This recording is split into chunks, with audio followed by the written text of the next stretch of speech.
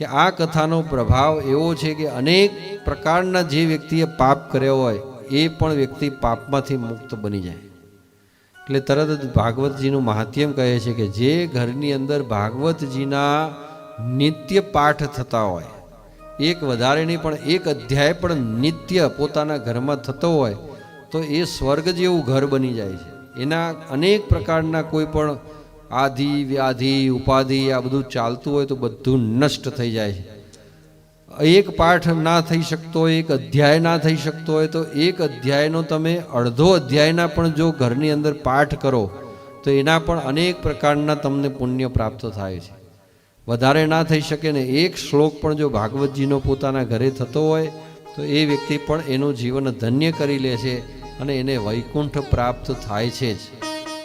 આ બધું ભાગવતજીનું મહાત્મ્ય સંભળાવતા હોય છે. ત્યારે બધા સંત મહાત્માઓ કહે છે કે ભગવાન તમારું આ મહાત્મ્ય તમે જે કહ્યું ભાગવતજીનું એ તો બહુ સરસ છે, પણ કોઈ એવો માણસ ખરો કે જેને આખી જિંદગી પાપ જ કર્યા હોય છતાં એનો ઉદ્ધાર થયો હોય અને એવા વ્યક્તિનો આ ભાગવતજી ઉદ્ધાર કરી શકે? તો કહ્યું કે હા, સુતજી મહારાજ કે આવો જ પ્રશ્ન નારદ મુનિએ જે છે સનત કુમારોને કર્યો હતો. સનત કુમારોને એવો પ્રશ્ન કર્યો હતો કે આ ભાગવતજી કોણ કોણ સાંભળી શકે અને કોણ કોણ કેવા કેવા વ્યક્તિ પોતાનું કલ્યાણ કરી શકે. ત્યારે સનત કુમારોએ કહ્યું હતું કે જે વ્યક્તિ ભક્તિ જ્ઞાન અને વૈરાગ્ય યુક્ત હોય એને તો મોક્ષ મળવાનો જ છે, પણ જેને જીવનમાં પોતાના માતા પિતાનો દ્રોહ કર્યો હોય અને માતા પિતાનું જીવનમાં કયું માન્યું ના હોય ને એના કારણે એને અનેક પ્રકારના દોષ લાગ્યા હોય અને એના કારણે એનું જીવન આધિ વ્યાધિ ઉપાધિથી જતું હોય તો એવા વ્યક્તિ પણ જો ભાગવતજીનું શ્રવણ કરશે તો એમાંથી એ મુક્ત થશે અને એનો ઉદ્ધાર કરી લેશે.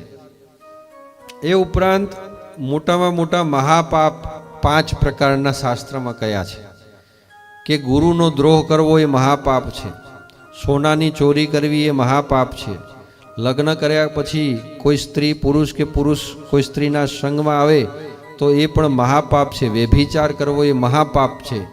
તો એવા કોઈ પણ પ્રકારના દોષ જે વ્યક્તિએ કર્યા હોય એવા વ્યક્તિ જો ભાગવતજીનું નિયમિત રીતે શ્રવણ કરે તો પણ વિધિવત 7 દિવસ શ્રવણ કરશે તો આ બધા પાપોમાંથી મુક્ત થઈ જશે. એ ઉપરાંત જેને જીવનમાં કોઈ સદકાર્ય જ નથી કર્યું અને જીવનભર અનેક પ્રકારના પાપો કર્યા છે, એ પાપના કારણે એનું મૃત્યુ થયું અને એ મૃત્યુ પછી એ પ્રેતયોની પામ્યો, તો એવો પ્રેતયોની પામેલો જીવાત્મા પણ જો ભાગવતજીનું નિયમિત રીતે શ્રવણ કરે તો બધા પાપોમાંથી મુક્ત થઈ જાય છે અને એના જીવનું એ કલ્યાણ કરી દે છે. એટલે આવી આ કથા છે. તો સનત કુમારો ને નારદ મુનિ કહે છે કે ભગવાન તમે કહો છો કે પાપી માણસ હોય એનો પણ જો ઉદ્ધાર આ ભાગવતજી કરી દેતું હોય તો પુણ્યાત્માઓ જે છે અને જે પુણ્ય જ કરી રહ્યા છે તો એનામાં પુણ્યાત્મામાં પાપીમાં પછી ભેદ શું રહેશે? એટલે સનત કુમારો સમજાવે છે કે હે નારદ મુનિ, ભગવાન શ્રી હરિ નારાયણ છે ને એ ખૂબ દયાળુ છે, ખૂબ કૃપાળુ છે, ખૂબ માયાળુ છે.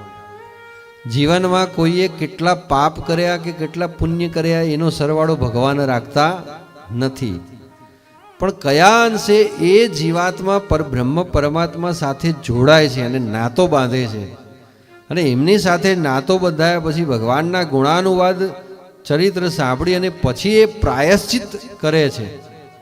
એ પ્રાયશ્ચિત જ્યારે કરે છે પછી એ પાપમાંથી મુક્ત થઈ જાય, પછી એને બીજું કોઈ કશું પાપ પુણ્ય બહુ ભોગવવાનું રહેતું નથી. પણ જ્યાં સુધી મનુષ્ય ભગવાનને ઓળખતો નથી, ભગવાનને જાણતો નથી, ત્યાં સુધી એને બધું ભોગવવું પડે છે.